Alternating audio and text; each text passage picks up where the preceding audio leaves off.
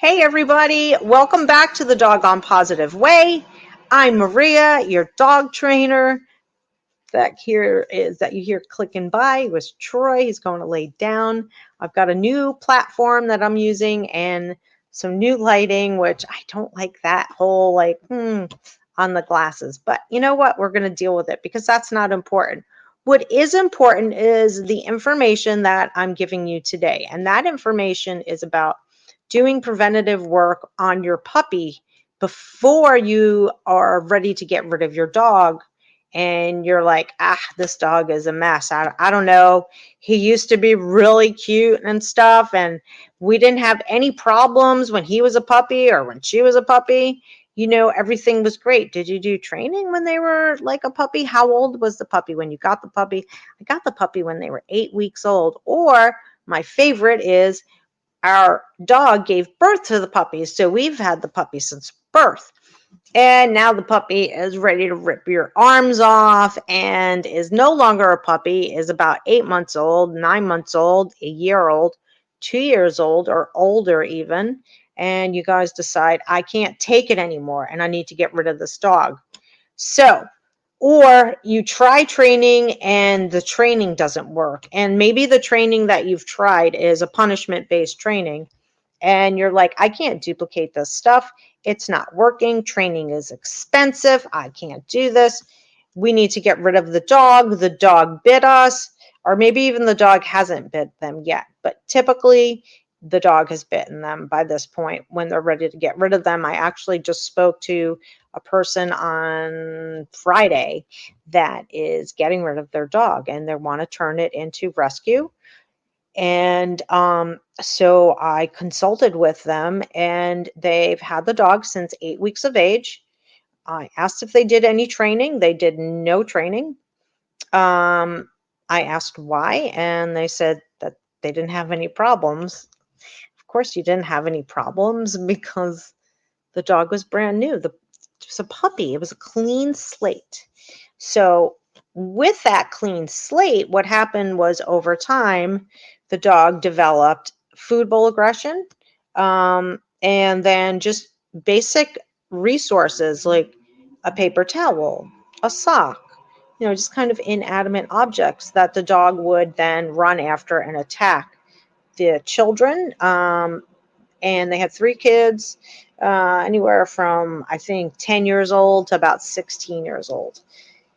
And, they're going to have kids over. They're going to, their friends are going to have come over and they're going to have sleepovers and they can't have this dog anymore. And they did try training. And the training advice that they got was pretty crazy, but apropos for what people who call themselves trainers are telling people to do or doing to other people's dogs. Here are the things. One, and this one was okay.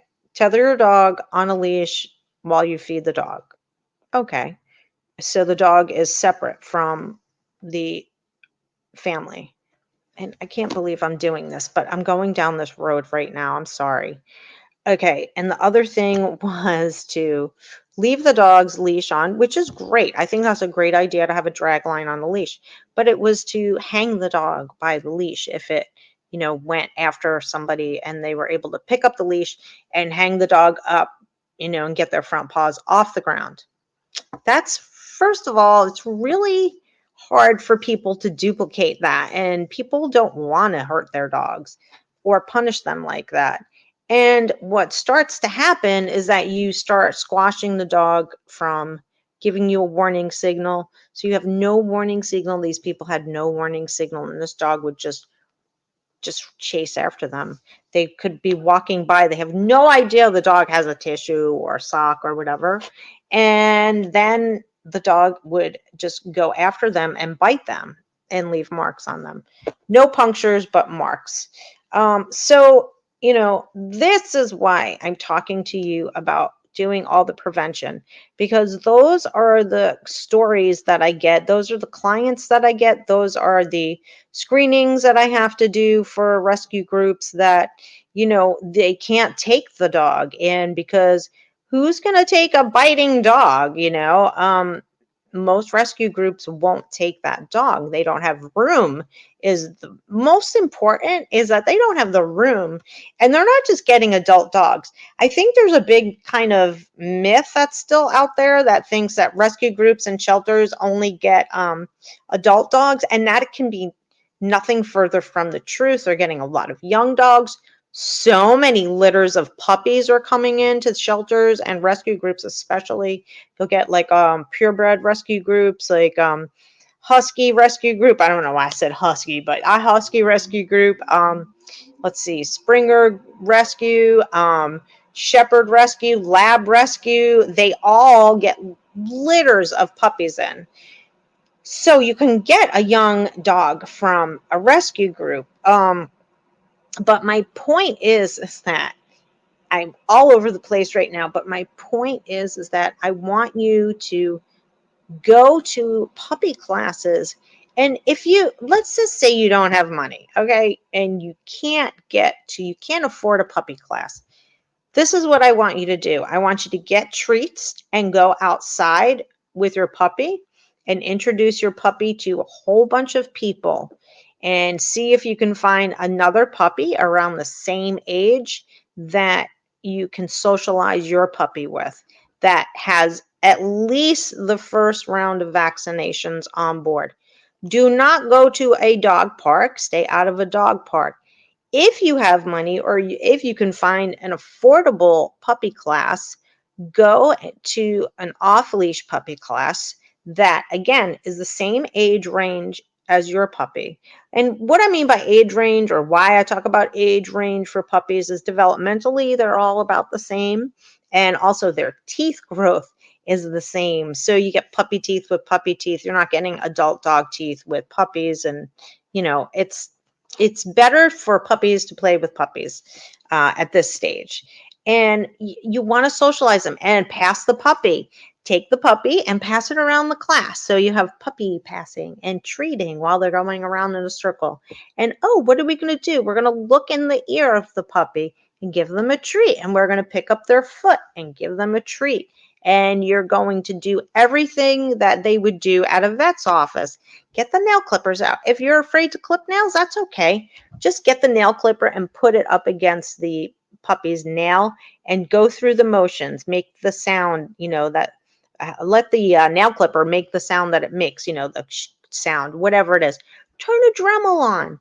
Get some, if your dog needs to be groomed, if you have like a poodle or a poodle mix or any of the designer breeds, they need to be groomed. And you know what?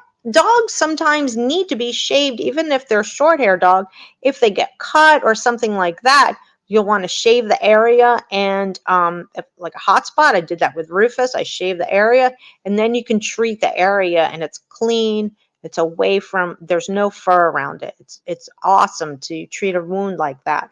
And your vet is going to do that also. So also, when they have to take blood, they do a little shave and take the blood from their either their arm or their neck even.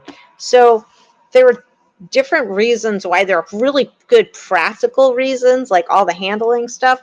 But then you also have just, hey, you want to have a dog that you can live with when they're older. You don't want your puppy to bite you. You don't want your puppy to,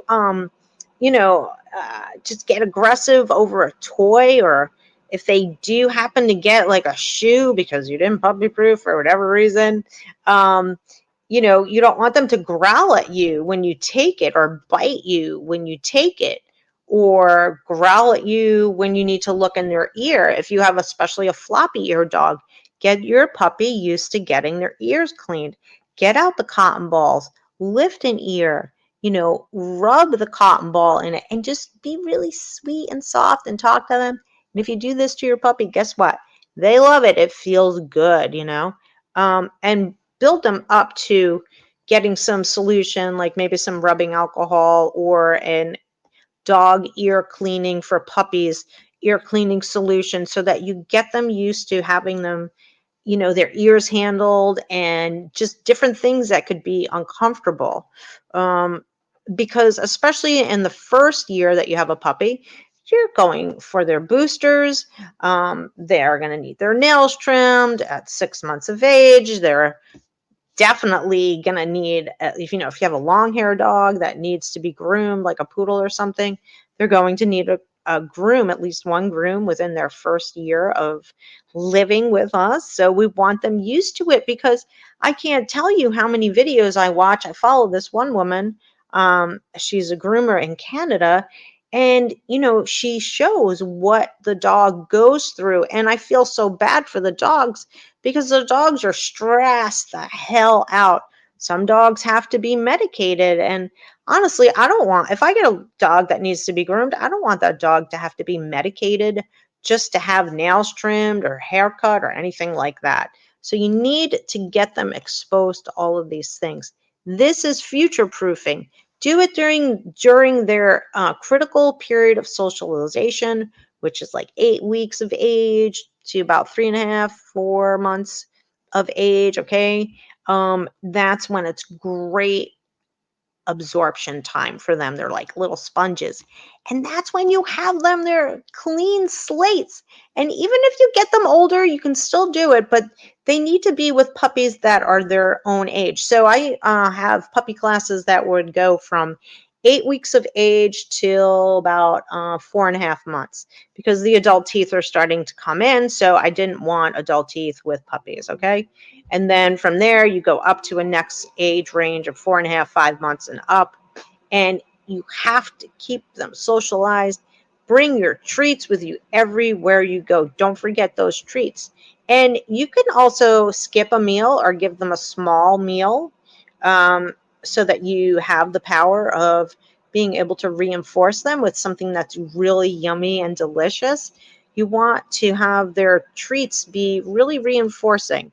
And here's the thing about using treats in training. People and even trainers are like, don't use treats, or you don't have to use treats. That's such a pain in the neck. And you don't want to have to shove food in their face. And la, la, la, la. Why? Why not? You guys like treats. I like treats. I like coffee. I like my phone. I like, whatever it is that I like. I work for things. Why not have your dog work for things? And you make life so much easier for yourselves and for the puppy, and then they're not stressing the hell out. So we're going to keep this really short for you guys, and let's future proof your puppies together. Let's do it together. Send me a message. Please share, like, and subscribe. Get this information out. We're going to focus in on future proofing your puppies. You're going to hear it so much, you're going to be sick of hearing it. I promise you. Okay. Have a great day. Thanks for listening and watching. And let's keep going together. Train your puppy.